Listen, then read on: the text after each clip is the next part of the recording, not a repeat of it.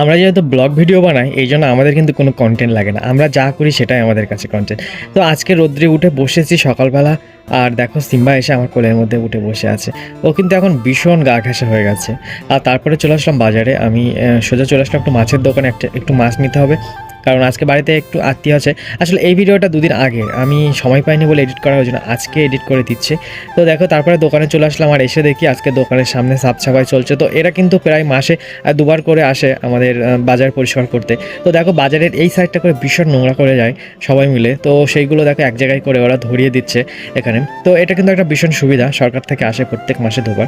আর রাত্রেবেলা একটু জলসা গেছিলাম, তো আমাদের বাড়ির পাশে জলসা হচ্ছিল। তো দেখো এখানে জলসা মজলিসে কিন্তু একটা লোক নেই। এখনকার জলসা মানে মেলা, সত্যি একদমই বোঝার উপায় নেই যে এটা জলসা নাকি মেলা। তো দেখো কত লোকজন আর কত দোকানপাট বসেছে। তো আমিও গেছিলাম একটুখানি ঘুরতে। তো ঘোরার শেষে এখান থেকে মোরব্বা কিনে নিয়ে তারপরে বাড়ি চলে আসলাম।